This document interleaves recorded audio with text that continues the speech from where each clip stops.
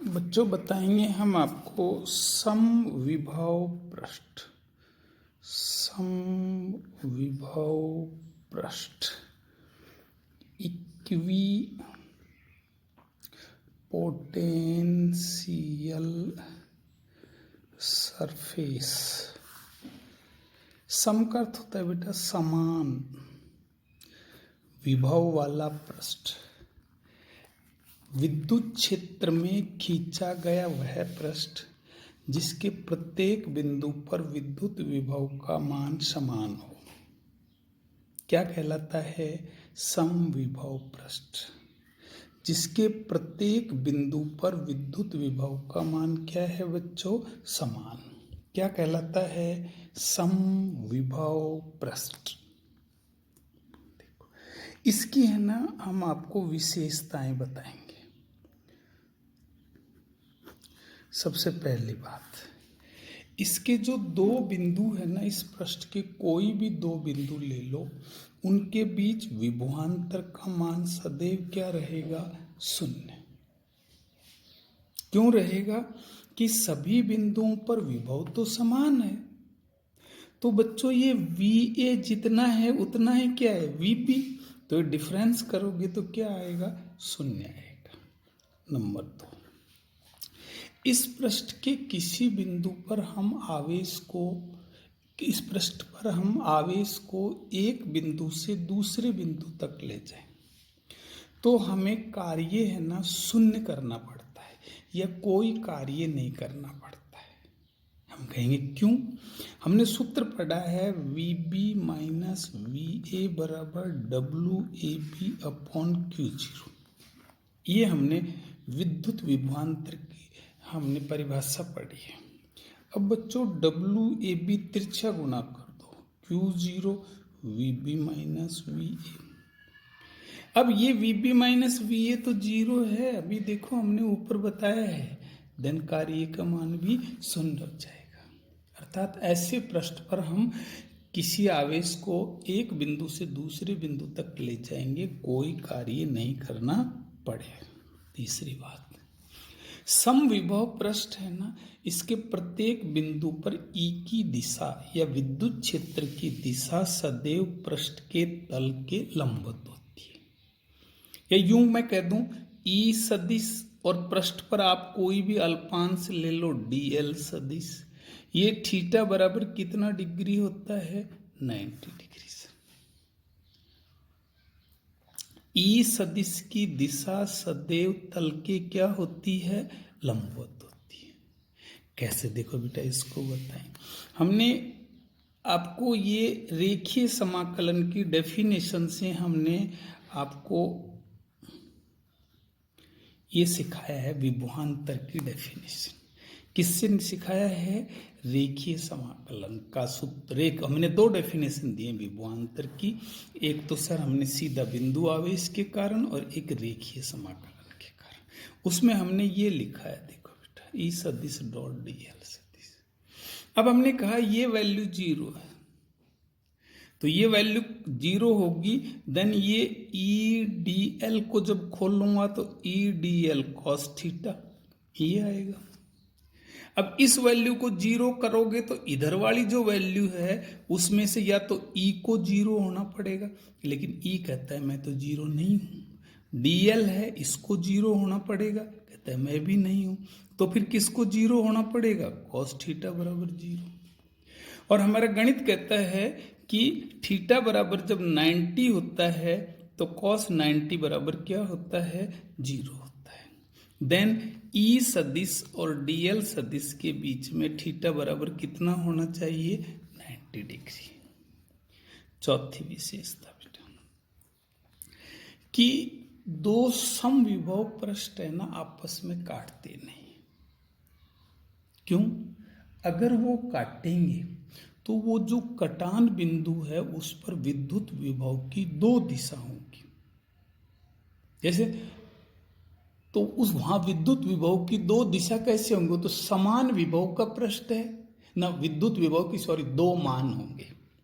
किस विद्युत विभव के क्या होंगे? दो मान। चूंकि हम कहते हैं तो समविभव पृष्ठ है, तो विभव का मान तो एक ही रहना चाहिए जो सब जगह समान है, लेकिन कटान बिंदु पर विभव के मान कितने आएंगे? 2, जो कि क्या है? असंभव है। इसलिए है ना, दो समविभव पृष्ठ आपस में काटते नहीं है। ये बेटा राजस्थान बोर्ड में कई बार आता है, कभी 1 नंबर में आ जाता है, कभी 2 नंबर में। 1 नंबर में इसकी डेफिनेशन पूछ लेते हैं या इसकी कोई एक विशेषता पूछ लेते हैं, 2 नंबर में डेफिनेशन या कोई 2 विशेषता या कोई एक विशेषता पूछ लेते हैं। अब मैं आपको जैसे कोई आपको ये बिंदु आवेश दे दिया, प्लस क्यू है जैसे मानना है, कहें कि सर इसके कोई समविभव पृष्ठ बनाओ सर, समान विभव, ऐसा पृष्ठ जिसके प्रत्येक बिंदु पर विभव का मान क्या हो? समान। अब मैं कहूंगा सर हमने तो v बराबर सूत्र क्या पढ़ा है? के क्यू अपॉन आर। अब ये k नियतांक है, q है, ये भी नियतांक है, देन दूरी क्या है? r। अगर दूरी बराबर हो तो सर ऐसे सभी बिंदुओं पर v का मान समान होगा। जैसे मैं कहूँ सर ये बिंदु ले लिया मैंने r दूरी पर, ये भी मैंने r दूरी पर, ये भी r दूरी पर, ये भी r दूरी पर, ये भी, देन यहाँ भी विभव समान होगा, यहाँ भी, यहाँ भी, यहाँ भी, यहाँ भी।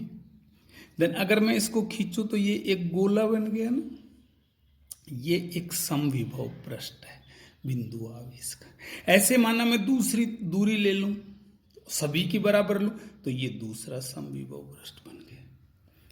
इस प्रकार से बिंदु आवेश के है ना हम अनेक समविभव पृष्ठ बना सकते हैं। दूसरी बात, अगर माना विद्युत क्षेत्र हमारा सम है, कैसा है? सम विद्युत क्षेत्र है, और हम इसके अगर हम समविभव पृष्ठ बनाना चाहते हैं, अब ये तो कहीं इन्फिनिटिव है, देखो,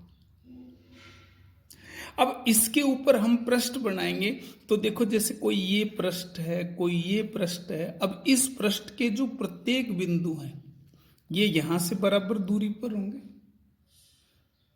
इसके जो वह हैं वो कोई इसका जो सोर्स है जहां से ये क्यू आवेश से बल रेखाएं निकल रही हैं, वो ये उस सोर्स से प्रत्येक बिंदु की दूरी क्या होगी? समान होगी।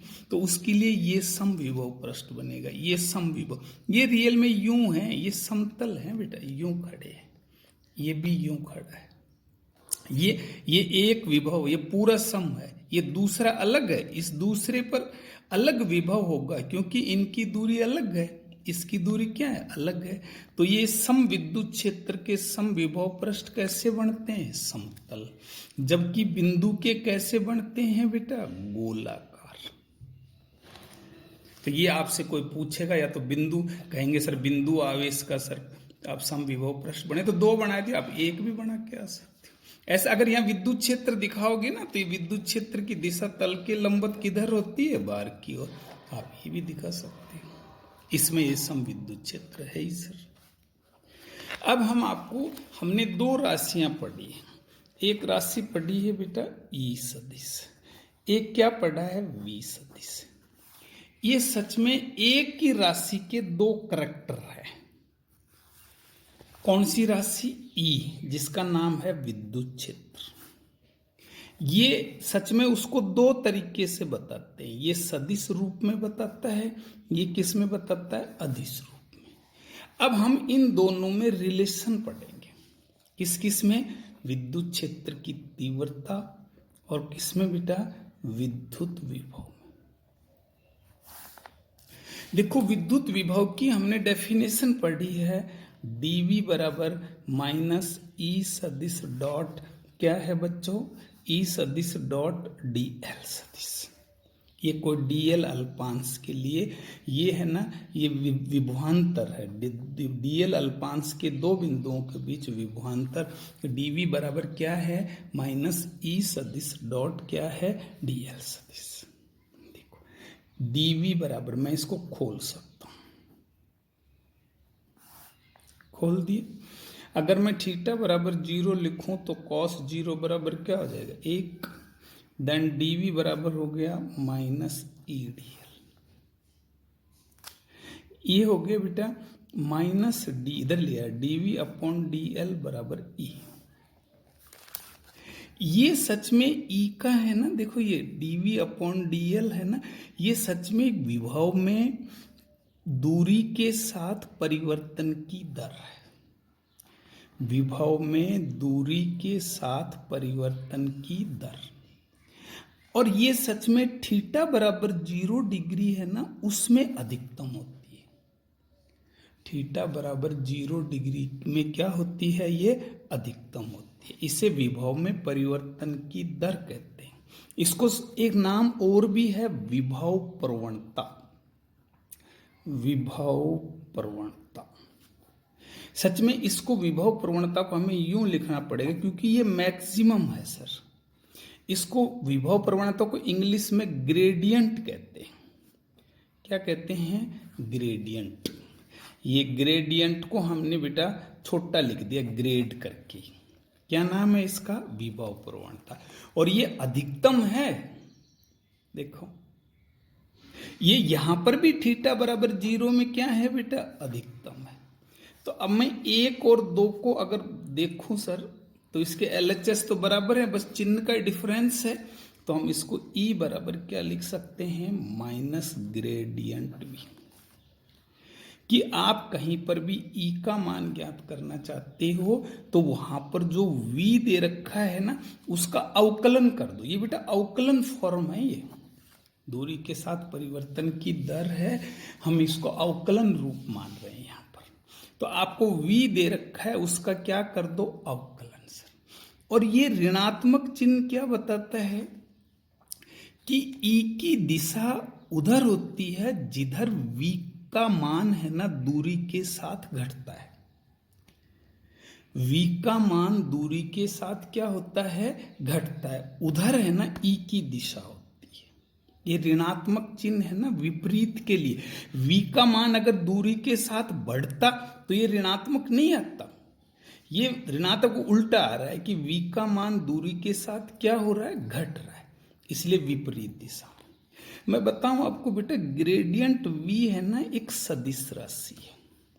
इसकी दिशा किसकी दिशा में होती है, E की दिशा में, क्योंकि ये निश्चित वैल्यू है, ये नहीं निश्चित दिशा में है। ये वैल्यू किसकी दिशा में, E की दिशा में, जिसको हम थीटा बराबर 0 मान रहे हैं यहाँ पर। इसलिए हम है ना इसको सदिश मान सकते हैं, क्योंकि इसकी दिशा निश्चित हो गई थीटा बराबर 0 की दिशा में। तो एक रिलेशन तो हम यहां तक बता सकते हैं। अब हम इसको व्यापक रूप में करना चाहते हैं थोड़ा। अब हम शुरू से फिर ये ऊपर से चलते हैं। ये dv बराबर क्या है, माइनस EDL cos थीटा। देखो dv बराबर क्या है, माइनस EDL cos थीटा। देखो बेटा ये जो E cos थीटा है ना, E cos थीटा, आप इसको यूं भी लिख सकते हो, माइनस डेल V, ये डेल्टा है, delta V upon delta L। आप इसको D भी लिख सकते हो, डेल्टा, वही बात है, अवकलन रूप है सारे। तो ये माइनस दे देते हैं, delta V upon delta L बराबर क्या लिख सकते हो, E cos थीटा बराबर क्या लिख सकते हो, EL। इसका मतलब है बेटा ये जो E cos थीटा है ना, ये क्या है, E का ये घटक है।